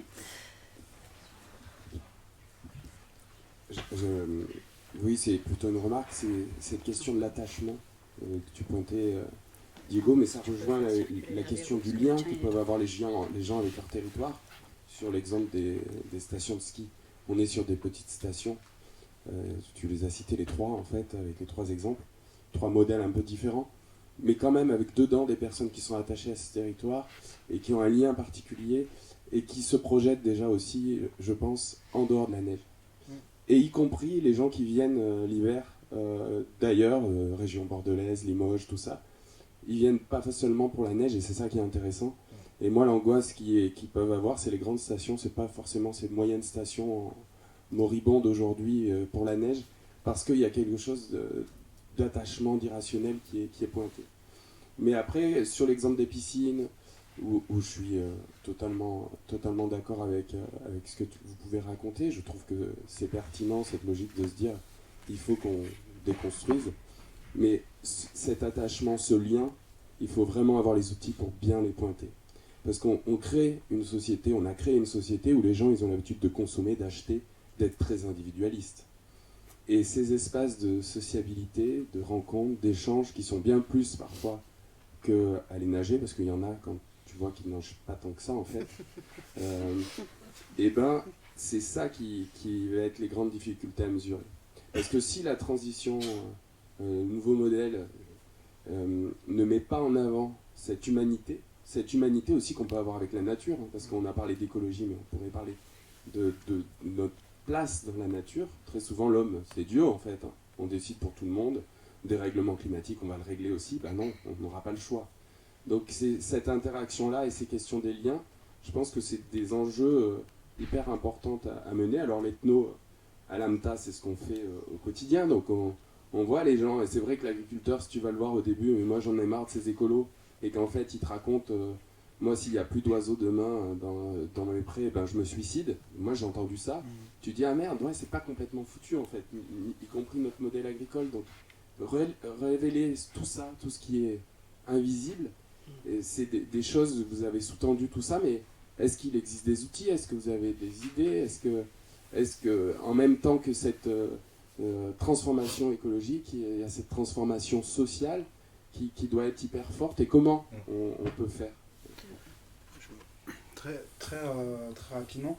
Alors moi, ce que j'ai dit, parce que là je parlais très rapidement des stations, j'ai un profond respect justement qui vient de cette approche un peu ethnographique, à l'écoute et à l'observation pendant assez longtemps. J'ai un profond respect de voir la multiplicité des attachements et la différente manière, comme tu le disais, de créer du lien avec l'environnement au-delà du prisme classique associé, j'ai presque envie de dire, à la caricature des sports d'hiver, de la station, etc. Et ça, j'ai bien pu l'observer justement, parce qu'on est sur un territoire de moyenne montagne, que nous, on peut qualifier parfois, dans le cadre d'un travail avec Diego, de sentinelles, parce qu'ils sont aux avant-postes de mutation, etc. Donc, juste un point, c'est que je ne suis pas qu'en posture d'observation, on mène aussi des ateliers, notamment avec la 3e petite commune, qui sont des ateliers qui vont mêler deux manières de faire, c'est-à-dire une manière qui est plutôt ethnographique, et une autre manière qui est un peu liée au design, c'est-à-dire comment on peut articuler ces observations, ce côté un peu science sociale, à une posture qui est l'élaboration, grosso modo, de propositions d'action, de repenser, on parle parfois de redesign, d'un modèle économique, d'un futur, de quelque chose comme ça, mais sans vraiment le sortir de l'enquête. Et l'enquête, c'est pas forcément nous qui la menons, on parle de co-enquête, c'est-à-dire qu'on est dans une relation, presque on forme une communauté, au sens large, pas au sens fermé, autour de cette inquiétude qui devient une inquiétude commune. Mais je veux dire, il n'y avait vraiment pas la volonté d'émettre un jugement ou de mettre des bons points ou des mauvais points, tu vois, voilà. Moi, je pense qu'il y a un truc super intéressant qui est lié justement à la question anthropologique, au sens noble du terme. C'est que, en fait, moi, ce qui m'a toujours frappé en Occident, moi je viens de Bolivie, c'est que, par exemple, en Bolivie, il y a un truc très très bizarre que je dis, c'est qu'il n'y a pas de sport, il n'y a pas de culture, au sens... alors bien évidemment, ça fait que quand on va au JO, il y a trois pélos un peu gros et tout qui sont là. C'est un peu pathétique, mais en même temps, il y a un truc assez moderne au final qui revient, c'est-à-dire qu'on n'a pas désencastré le sport et la culture du monde social, culturel, de la pratique quotidienne, individuelle, enfin du travail, etc. Et moi, ce que j'avais toujours trouvé, parce qu'on avait fait une étude il n'y a pas très longtemps avec le Damier, sur les éléments différenciants de la culture à Clermont, métropole, etc. Et c'est vrai que, par exemple, sur l'AMTA, moi, c'est un truc qui m'a toujours vachement intéressé et vachement intrigué, parce qu'il y avait un truc complètement différent dans la mesure, je ne dis pas ça parce que tu as posé la question, mais parce que, en fait, il y avait un réencastrement de quelque chose, d'une activité économique, y compris économique au sens où il y a une promotion de quelque chose, de faire vivre, à une anthropologie locale. Et moi, je pense qu'il y a un truc assez intéressant d'imaginer, en termes d'outils, par exemple, comment faire entrer, non pas le territoire au sens classique du terme, mais le terrestre local de notre région, de la biorégion, dans les instances de gouvernance de nos organisations. Parce que le truc classique, qui est l'erreur que tout le monde fait, c'est par exemple, tu as une institution, une université, une école de commerce, peu importe, ils disent, bah ouais, ça serait bien qu'il y ait le territoire qui soit représenté. Et là, qui vont chercher? Des élus, des gens voilà, qui sont souvent, qui représentent politiquement ou administrativement le territoire. Mais en fait, ce qu'il faudrait faire, c'est comment, par exemple, dans le damier ou dans d'autres structures, tu fais rentrer des vaches, tu fais rentrer des monts, tu fais rentrer des espèces végétales, tu fais rentrer des entités anthropologiques, une histoire, des pratiques, et qui vont te guider au même titre que des humains guident stratégiquement l'orientation globale d'un projet ou d'une organisation, vont te dire, bah, ça c'est quelque chose. Et ça, c'est ce truc-là qui consiste en fait à ouvrir la gestion et les imaginaires stratégiques d'une organisation à des entités non humaines, à des entités anthropologiques, moi je pense que ce serait une révolution hyper intéressante. C'est-à-dire réencastrer la culture dans quelque chose qui n'est plus de l'ordre de la programmation, c'est-à-dire que des choses hors sol, comme la piscine. La piscine, en fait, c'est très intéressant parce qu'anthropologiquement, c'est tout sauf terrestre. Quand tu vas dans une piscine, il ne faut pas qu'il y ait de bactéries qui rentrent. Tout est sous contrôle pour que ça soit une bulle, en fait, en suspension du monde. Donc il n'y a plus de terre, en fait, dans une piscine. Tout est artificialisé. L'eau, elle est artificialisée. Il n'y a pas de vie, parce que si la moindre vie fait que la piscine, elle va avoir des algues, et là, il va y avoir des entités qui vont arriver, et là, tu vas nager avec des grenouilles, quoi. Alors qu'en fait, on devrait, concrètement, nager avec des grenouilles. C'est ça la logique bolivienne, on va dire. Bon, c'est un peu chiant aussi parfois, mais c'est... Voilà. Donc, repenser, en fait, ce design organisationnel, je pense qu'il y a des innovations importantes à faire. Et voilà. Il y a d'autres questions. Bonjour, je vous remercie pour ces interventions passionnantes. Je travaille comme artiste et chercheur, je m'intéresse beaucoup à la sémantique et au rapport entre centre et marge. Et je voulais juste vous poser deux questions. Au sujet du terme anthropocène, c'est vrai que ça permet vraiment de marquer le fait qu'il y a une mutation.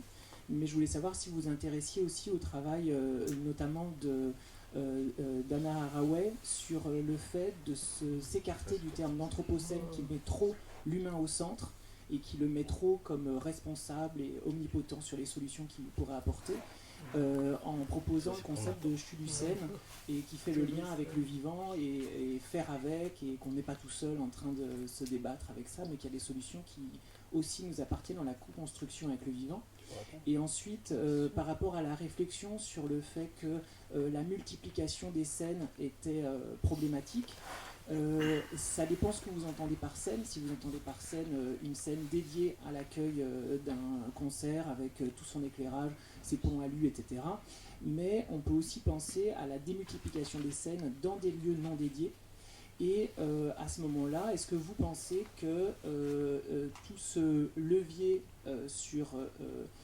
parce que c'est vrai que l'argument économique au niveau de l'énergie est malheureusement beaucoup plus puissant que les prises de conscience écologiques, mais est-ce que vous pensez que cet argument va amener une sorte de tiers-levisation à la fois des lieux dédiés à l'accueil de pratiques culturelles qui vont s'ouvrir à d'autres activités pour réduire leur ratio d'impact carbone, etc. Enfin, et arrêter de chauffer des bâtiments vides, mais d'y accueillir des gens pour légitimer le fait que c'est chauffé et aussi bénéficier de tous ces petits radiateurs à 37 degrés.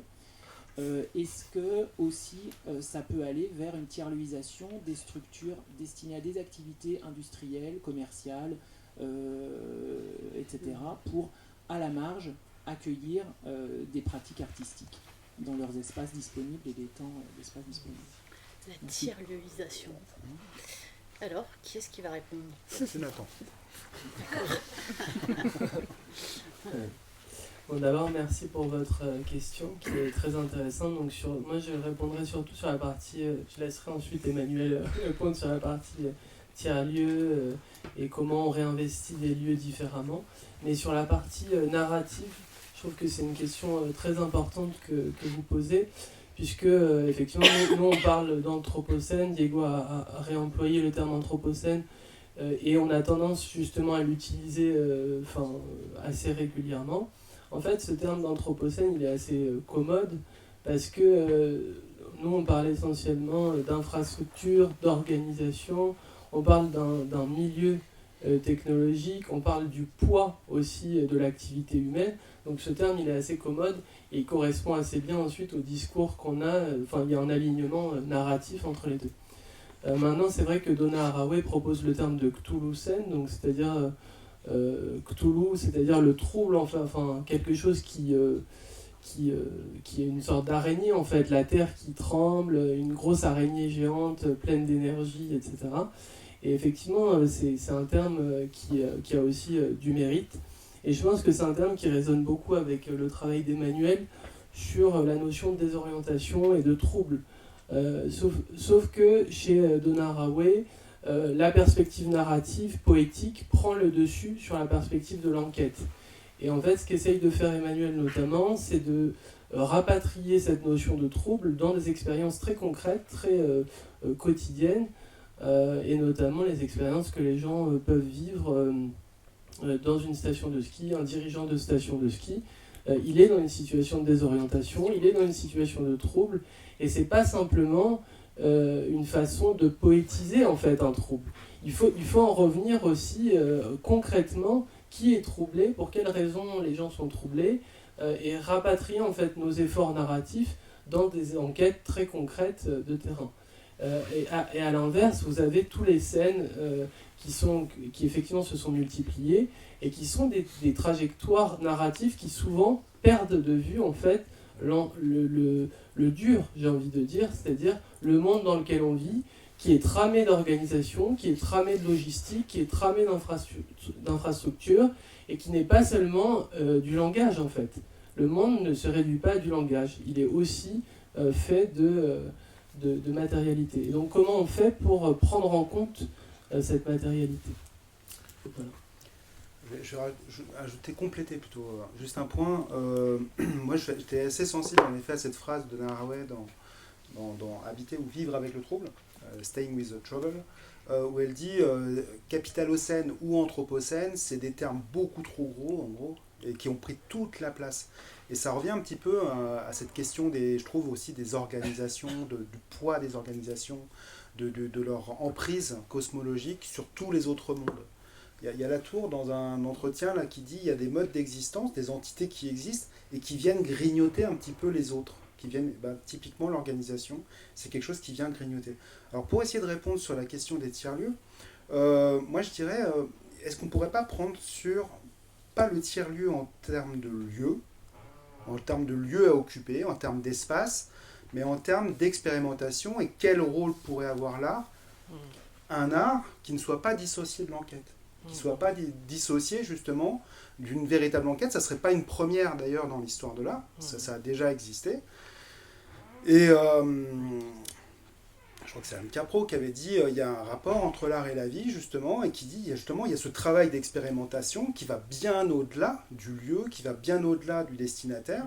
Et je pense que là, il y a une chance peut-être même pour appréhender les lieux, les tiers-lieux, avec des prismes qui seront à chaque fois très différents, mais situés, pour le coup, situés en fonction d'enquête, en fonction de troubles, en fonction et pas en fonction de projets dont les objectifs ont été déjà déterminés à l'avance. Alors, je suis un peu flou là, parce que j'essaye de répondre en même temps, et je n'ai pas trop d'illustrations, mais peut-être que l'art peut être aussi un prisme très intéressant pour appréhender aussi nos enquêtes ordinaires lorsqu'on est confronté à des situations indéterminées et qu'on essaye d'avancer malgré tout dans ces situations. Alors, j'ai vu que tu voulais compléter. Juste, je voudrais dire à ceux qui nous suivent en live que si ils souhaitent aussi poser une question, ils peuvent le faire. Il suffira qu'ils l'écrivent en commentaire et Lola se chargera de nous la transmettre. Il y avait aussi une autre question. Est-ce que tu avais un truc à ajouter, Mini? Et après, on donne la parole. Oui, juste quelque chose de minuscule par rapport à cette dimension d'art comme dispositif d'enquête. J'écoutais récemment une interview du rappeur Damso, je ne sais pas si vous connaissez le rappeur Damso, qui disait « En fait, moi, je suis pris dans un système qui est un système de production. En fait, je produis de la musique, je fabrique de la musique et je gagne énormément d'argent avec cette musique. Mais là, j'ai réalisé mon rêve d'enfant, qui est d'acheter une petite caravane et d'aller en haut d'une montagne, enregistrer des sons et fabriquer mon prochain album à partir des sons que je vais enregistrer dans la montagne. » Et donc on voit bien en fait que Damso, finalement, c'est juste un amateur de musique qui a été encapsulé dans un dispositif de production, un dispositif technologique, un dispositif avec beaucoup d'argent, etc. Mais finalement, lui, ce qui le fait triper, c'est de partir avec sa caravane tranquille dans les montagnes et fabriquer du son. Et c'est là où ça rejoint la dimension de l'art comme enquête en fait. L'artiste, c'est celui qui enquête à propos de son attachement, à propos de choses très très mineures, quel est le son qui me plaît le plus, etc. etc. Donc c'est assez intéressant de voir que Damso est resté un peu enfant, malgré et en dessous justement de la grosse machine en fait productive. je crois que j'ai entendu aussi cette interview et qui faisait référence aussi à un collectif d'artistes engagés sur cette réflexion. Alors, la question. Peut-être non, c'était juste pour poursuivre un peu les échanges sur la place de l'art sur ces questions. Donc moi, Elisa Sport, je suis historienne de l'art et coprésidente de Vidéoforme, donc je ne suis pas spécialiste vraiment de ces questions, mais on s'interroge. Et pour avoir un petit peu regardé de près ou de loin, ça me fait penser aux travaux d'un chercheur du CNRS. Alors je ne voudrais pas écorcher son nom, mais je crois que c'est Jean-Baptiste Frezos ou quelque chose comme ça, je ne sais pas si vous connaissez. Et c'est vrai que je l'ai connu par son intervention un peu punchline il y a quelques années sur transition piège à con. Et ma question c'était plus autour justement de la communication. On disait voilà, souvent le vocabulaire sur ces questions-là sont peut-être pas très sexy, etc. Donc comment est-ce qu'on peut travailler la façon dont on questionne voilà, ces enjeux. Le fait est que sa punchline m'avait réveillée, en tout cas c'était un peu ça l'idée, donc je sais pas où vous en êtes par rapport à cette réflexion de comment on communique et notamment comment aussi on agit au niveau collectif avec la place justement de l'art des artistes dans l'espace public. Est-ce qu'il y a des liens, des choses qui sont faites pour investir non pas les centres-villes, non pas les musées, même pas les tiers-lieux, mais peut-être aller sur la place publique au cœur des citoyens, et comment ça nous fait une sorte de prise de conscience collective, puisqu'on a bien compris qu'il fallait qu'il y ait un mouvement global. Je ne sais pas si c'est des choses qui sont entamées déjà, il y a eu quelques bribes. Merci. En fait, là par exemple, sur une question qu'on a initiée avec le chantier qu'on a sur le monde de la culture, et cette question de la fin de Paris, la fin du musée classique, etc., c'est finalement de remettre en cause la question de la notion de programmation culturelle. C'est-à-dire cette idée que la culture est un élément nécessairement planifiable, nécessairement programmable, nécessairement en fait, conçu depuis des structures qui se posent cette question de comment trouver la nouvelle forme du XXe siècle avec tel lieu, telle physionomie, etc. Et en fait, je pense qu'il faut revenir justement à cette idée que je défendais sur le fait que la Terre est plus forte que nous, que là, la Terre est en train de prendre le dessus sur nous, et donc elle est en train de nous engager sur des stratégies qu'elle nous impose en fait. Et donc, je pense qu'il faut aussi faire attention à ne pas être dans une dynamique de conception de la nouvelle forme de culture et d'art qui va émerger, mais plutôt en fait se dire, est-ce que la voie, ce n'est pas de revenir à cette idée que la culture va jaillir des ruines du monde que nous avons essayé de bâtir. Et je pense, et ça, le problème, c'est que c'est complètement non entendable depuis le monde entrepreneurial. Et je le comprends totalement, parce que le monde entrepreneurial de la culture, c'est exactement l'inverse. C'est se dire, comment moi je vais mettre en extérieur du monde, et je vais faire de la culture un champ à part entière, un champ qui s'extériorise, comme on l'a dit, de la société, de la terre, etc. Et comment je vais faire de la programmation, comment je vais faire des projets culturels, comment je vais assembler des trucs, comment je vais résoudre des problématiques sociales grâce à la culture, qui est le grand imaginaire socialiste de la culture aussi, très intéressant. Hein. Mais dans quelle mesure en fait, on peut faire jaillir et en fait revenir à des formes d'anarchisme culturel au sens noble du terme, c'est-à-dire des jaillissements de culture depuis les entrailles qui ne sont plus programmés. Et moi, je pense que là, il y a un truc hyper intéressant, un nouvel attracteur qui peut émerger et qui implique justement de transformer complètement nos repères et nos régimes de gouvernance. Donc se laisser porter, en fait, par la culture, plutôt que la designer en elle-même. Et sur la médiatisation. Ah oui, et sur la com. L'idée, c'est qu'on parle entre... Enfin, moi, je suis chercheuse aussi, donc oui. on parle... On entend oui, bien. En termes d'enquête, en termes, je l'entends effectivement, mais du coup, comment est-ce qu'on arrive à percuter tout à chacun sur ces questions-là sans être enfermé dans un côté un peu universitaire? Voilà, nous avec Grenoble, juste pour préciser un exemple très concret, on a un autre projet qu'on a fait avec eux, c'est les ateliers citoyens de redirection écologique, où en fait, les citoyens ont été tirés au sort pour dire ce à quoi ils sont vraiment attachés, les activités, est-ce que les zones commerciales, les tel ou tel service public, etc. C'est quoi qui est essentiel dans ton quartier pour toi? et qu'est-ce que tu es capable de penser comme renoncement face aux limites planétaires.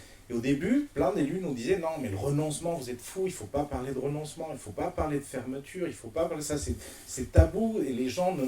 Et en fait, les citoyens comprennent bien qu'on a une terre qui est comme ça, un énorme truc qui est comme ça, et qu'à un moment donné, ça ne rentre pas, et donc il faut faire des arbitrages. Et toute la question est de savoir comment.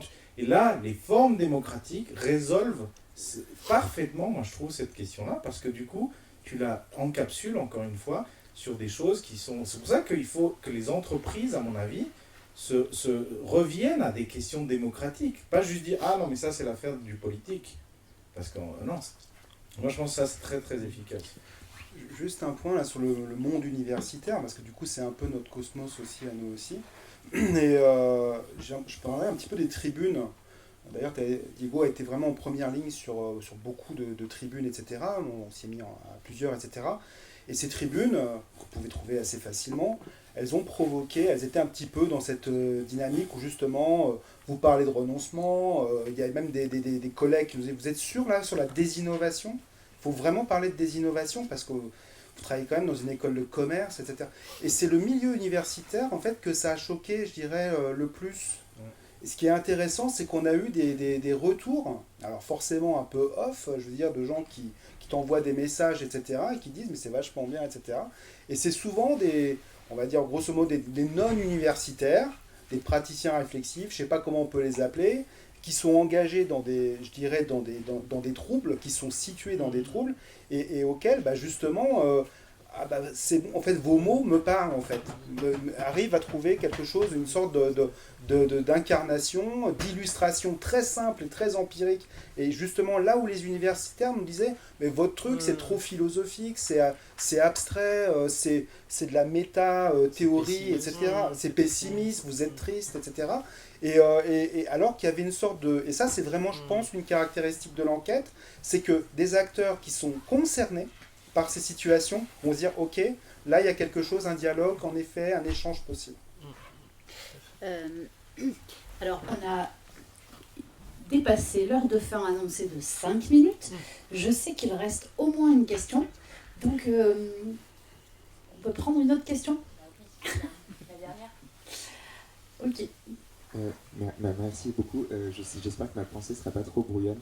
Moi, je suis photographe plasticien et je travaille justement sur la manière de réinventer le médium photographique en essayant de se débarrasser, de renoncer à la technologie, à ce genre de choses et à retourner à des manières de travailler la lumière, etc. Moi, je voulais on n'a pas trop employé le mot capitalisme depuis le début de cette intervention.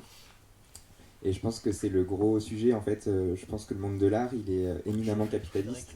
En fait, toutes les institutions fonctionnent sur des modèles de financement par des entreprises qui sont des entreprises d'énergie fossile, par exemple. Je pense à l'Opéra de Paris, au Palais de Tokyo, au Musée du Louvre, qui sont financés par Total, par exemple. Ces sujets-là, ils sont tabous. Et je pense que ça devrait plus l'être, en fait.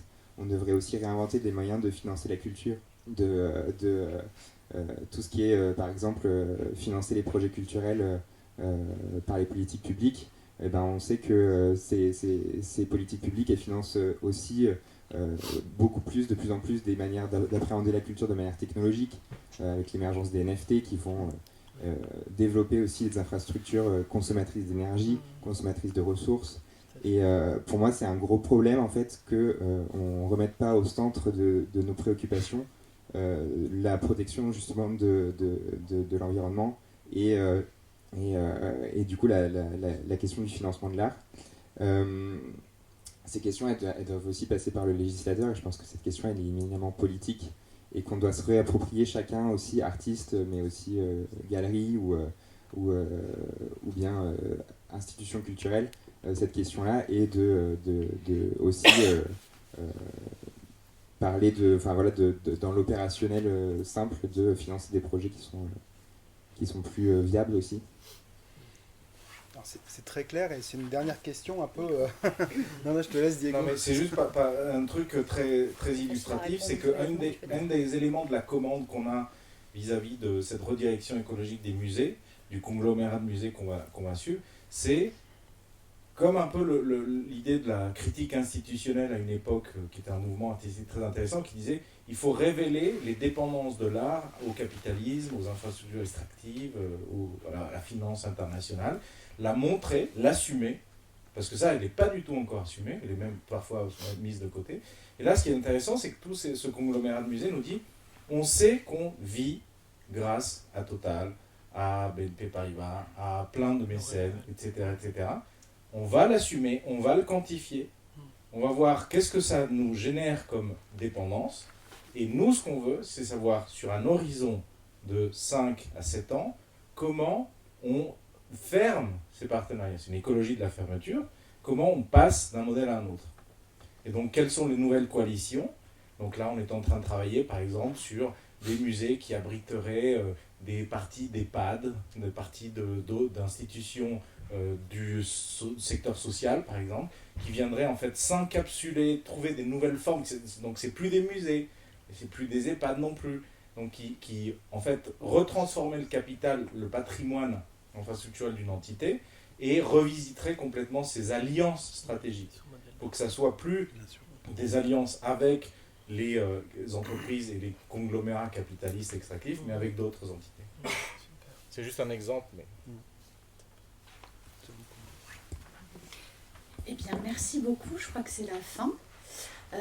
Merci à tous les trois et merci Damier de cette belle brochette, on va dire, de chevalier de l'apocalypse, mais qui nous laisse quand même sur...